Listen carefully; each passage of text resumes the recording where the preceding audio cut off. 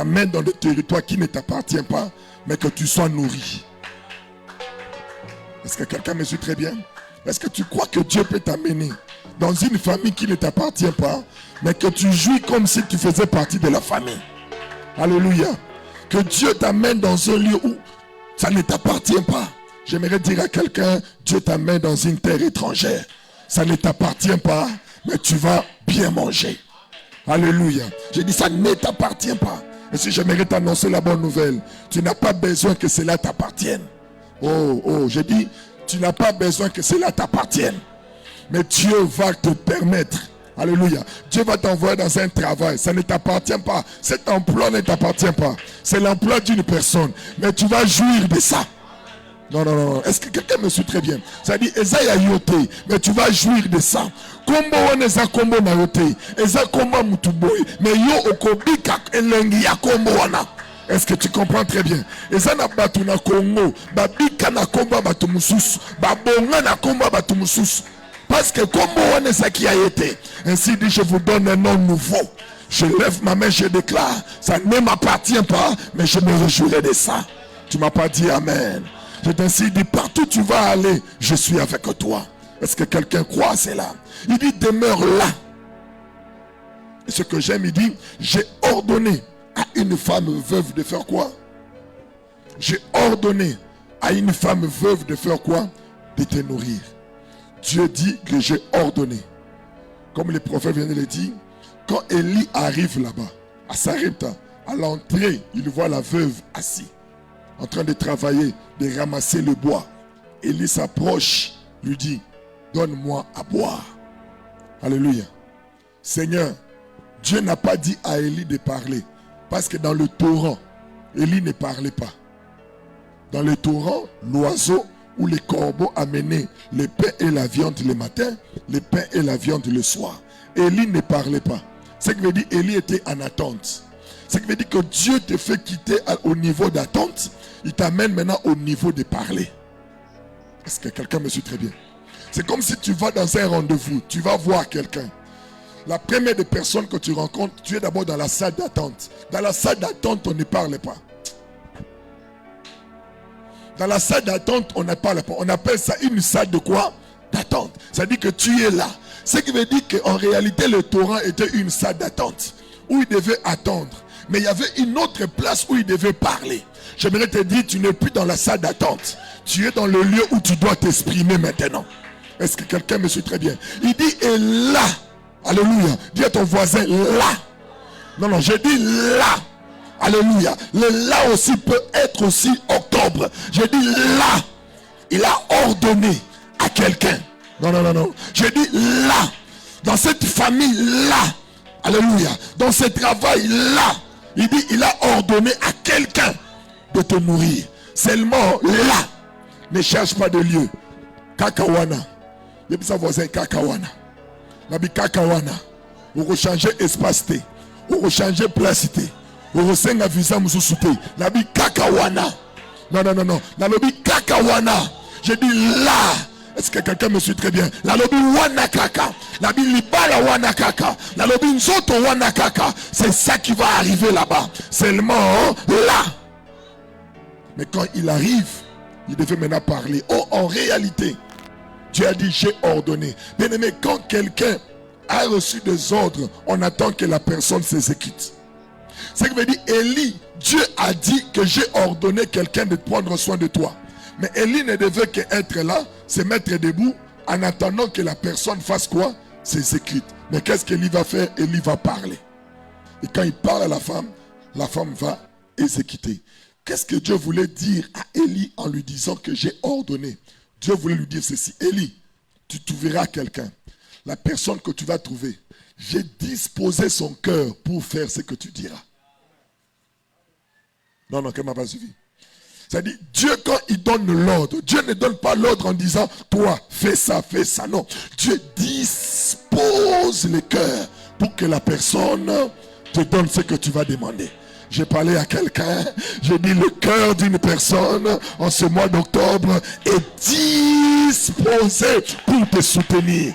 Il ne va manquer que toi, tu dises un mot, tu lui diras, j'ai besoin de telle chose. Dieu a déjà disposé son cœur pour te donner ce que tu vas dire. Tu ne m'as pas dit amen. J'ai dit, ce mariage-là, Dieu a déjà disposé le cœur. Toi, tu n'as qu'à parler, mais le cœur est déjà disposé. Il te dit, il me dit de te dire que tout le cœur est entre ses mains. Il dit, tout le cœur est entre les mains de Dieu. Qui croit que le cœur de cette personne est entre les mains de Dieu? J'ai pris au nom de Jésus que l'Éternel dispose son cœur pour toi. Si c'est ton chef, j'ai pris au mois d'octobre, tu vas aller le voir. Tu vas lui parler seulement. Chef, je veux un nouveau poste. Chef, est-ce que je peux avoir une promotion? Dieu te dit déjà, son cœur là. C'est déjà disposé. Est-ce que tu crois que c'est disposé? Alléluia. Tu vas te lever un bon matin, tu vas aller voir quelqu'un. Tu dis non, j'ai des projets de mariage, mais je n'ai pas ceci. N'aie pas peur. Ne va pas les supplier. Son cœur est déjà un cœur déjà disposé. Et j'aimerais te rassurer. Son cœur n'est pas seulement disposé à te donner ce que tu dois, il doit te donner. Ton cœur est disposé à faire au-delà. Non. J'ai dit son cœur est disposé à faire quoi? Au-delà. Parce que normalement, une femme veuve, qui veut dire une femme qui n'a pas d'appui, une femme seule, ne peut pas sacrifier son enfant. Parce que ce qu'elle a, c'est ce qu'elle a pour son enfant. S'il y avait un mari, la femme peut dire, ça va, je te donne mon père, mais celui de mon mari, je donnerai à mon enfant. Mais la femme n'a pas de mari.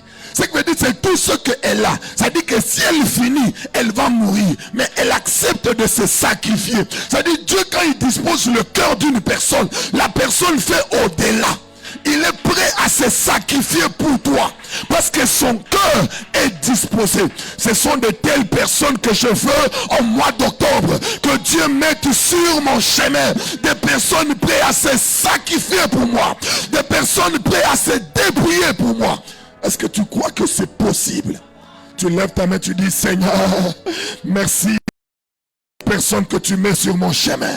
Alors je vais rassurer à quelqu'un. L'une des choses que tu ne dois pas faire en ce mois d'octobre, c'est d'avoir peur. C'est de douter, c'est de réfléchir. Est-ce qu'il va accepter? Est-ce qu'il va dire ceci? Ne réfléchis pas à sa place. Il t'empêche de réfléchir. Ce qu'il te dit de faire, toi parle. Toi dis-lui seulement. Ne te dis pas où il va avoir l'argent. Il est possible que la nuit qu'il te dise qu'il n'a rien, mais que le matin ne dit pas, il m'avait dit qu'il n'a rien. Non. Les riens des autres personnes ne sont pas vraiment rien. Est-ce que quelqu'un me suit très bien? Alléluia. Je suis allé voir une maman, j'ai prié pour elle. Quand j'ai fini, elle me dit, pasteur, vraiment, je n'ai rien pour te donner, mais que je te bénisse. J'ai dit, maman, pas de problème. Quand je sortais, je vois, il m'appelle, il me dit, pasteur, viens. Je ne sais pas, mais le Seigneur me met à cœur que les 100 $ que j'avais gardés, que je te donne. Celle qui disait qu'elle n'avait rien, mais on avait un 100 $. C'est vrai que c'était programmé. Mais Dieu a tellement disposé le cœur. La personne n'aura pas la paix. Il ne te laissera pas partir. Parce que octobre, c'est un mois où Dieu dispose le cœur pour toi. Que celui qui croit être à Sarepta me dit amen. Alors ne réfléchis pas à la place de quelqu'un. Toi fais ce qu'il faut faire. Alléluia. À l'université, un étudiant, après qu'on l'a chassé, au lieu de rentrer de l'université, il est resté là. Il va à la direction. Il va voir le DG. Est-ce que vous comprenez? Le DG était surpris. Il voit une étudiante entrer dans son bureau. La personne entre. Il dit oui. Il dit oui, je vais voir le DG. J'ai une urgence. Et quand il voit le DG, oui, qu'est-ce qui ne va pas ma fille? Il dit DG, mon père n'est pas là. Je suis seul. Je suis venu que vous... Je vais faire les examens. Les examens ont déjà commencé. Alors je suis venu. C'est toi mon directeur. Le DG les regarde, il appelle l'administrateur. Mettez tout à ma charge. Il ne savait pas. Un cœur. Je dis un cœur. Est-ce que tu crois que le cœur est disposé? On a voulu faire croire à Lazare que le cœur de Jésus n'était pas disposé pour s'arrêter. On dit laisse suivre, arrêtez le matin. Il va passer. Et il ne savait pas que Jésus a un cœur pour s'arrêter. Même ceux qui ne s'arrêtent pas pour toi. J'ai dit en ce mois d'octobre, Dieu leur donne un cœur pour s'arrêter. Tu leur parlais, ils n'ont pas réagi. Tu leur as dit, ils n'ont rien fait. Mais j'ai dit aujourd'hui, en ce mois d'octobre, leur cœur est disposé. Ils s'arrêtent pour toi. Est-ce que quelqu'un croit que le cœur est disposé? J'ai dit au nom de Jésus. Basalaka erreur, va plus au rendez-vous. Non. Basalaka erreur, va programmer interview. Au Kolobamingite, ton visage seulement va disposer la personne à ce qui a caché soit visa nayo. Je prie au nom de Jésus. Je ne prie pas pour ton visa, mais je prie pour l'interview. Parce qu'il suffit que tu te présentes et tu trouveras grâce au ciel des gens.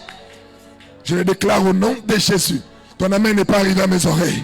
Ton amen n'est pas arrivé à mes oreilles. Pendant que je parle, j'entends quelqu'un dans son esprit dire alléluia. Ça, ce sont mes paroles. Tous les mois d'octobre, n'aie pas peur de poser des actes. Ne sois pas comme ceux qui disent bien aimé, octobre, ils seront l'obité. Énergie kolekayo. Énergie kosani. Est-ce qu'un courageux peut parler? Seigneur, donne-moi le courage de parler. Que Dieu te donne le courage. Que Dieu te donne le courage. J'ai dit que Dieu te donne le courage. Je répète, j'ai dit que Dieu te donne le courage. Non, que Dieu te donne le courage. Que Dieu te le donne. Que tu entres là où tu ne pouvais pas imaginer. Pourquoi tu as ce courage? Lui, il a le courage. Mais toi, ton courage, tu sais que le cœur de la personne est disposé.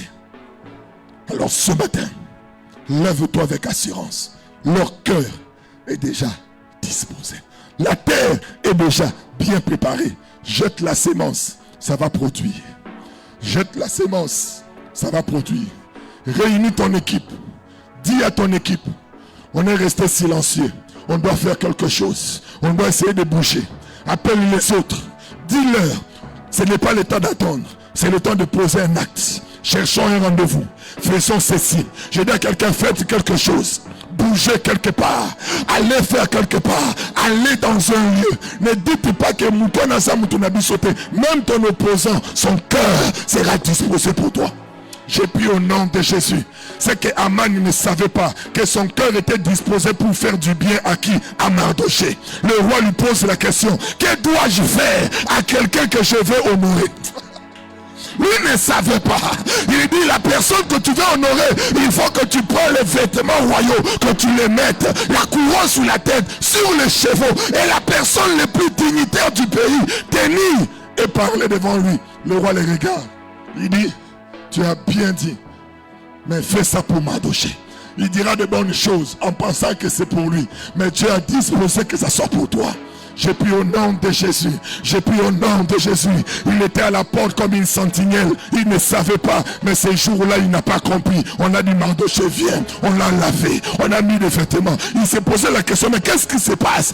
Son ennemi était disposé à faire sa publicité. C'était Aman qui marchait sur les rues et dit, voici celui que Dieu a honoré. J'ai pris que l'opposant fasse ta publicité. Que l'opposant fasse ta publicité. J'ai parlé, mais quelqu'un n'a pas compris. J'ai dit que ton opposant fasse ta publicité. J'ai dit que cela fasse ta publicité. J'ai pris au nom de Jésus que l'Éternel t'accorde cette grâce. Une mère est venue me voir avec sa fille. Elle souffrait avec sa fille. Elle me dit, pasteur, on a prié. Après quelques temps, on va diagnostiquer une maladie terrible à sa fille. En disant qu'elle ne peut pas concevoir, qu'elle doit subir une opération. Et cette opération ne peut pas se faire ici. Et le médecin va écrire la lettre en disant, elle doit aller en France pour qu'on le fasse. Il y avait séparation entre la mère et le père. Le père avait abandonné l'enfant. Mais lorsque le père entend cela, il dit à la maman, je vais m'organiser pour que ma fille vienne ici et reçoive le sien. Il était dans mon bureau avec sa fille. Et la fille me dit, pasteur, moi, ne pas accoucher. Moi, ne pas ceci. J'ai regardé la petite fille. J'ai dit, tout ce qui se passe, c'est parce que toi, tu dois arriver là-bas. Tu n'es pas malade. Tu n'es pas malade. Mais c'est une circonstance de voyage. Je vous dis aujourd'hui, elle est là-bas. L'année passée, elle est allée à l'hôpital. Les médecins regardaient. Tout est normal. Tout est normal. Alléluia. Et aujourd'hui, elle réside. Elle avance, elle fait ses histoires. Dieu peut clencher des choses pour ton avantage. Ça, c'est le Dieu que nous prions. Le Dieu qui change le bien en mal. Le Dieu qui change aussi le mal en bien. Si tu as ce Dieu-là, tu me dis Amen. Alors quand tu sors ici, c'est pour conquérir. Quand tu sors ici, c'est pour gagner. Alors n'aie pas peur. Parle. Je dis parle. Je dis parle. Je répète, parle. C'est disponible. Dieu est avec toi. Dieu est avec toi.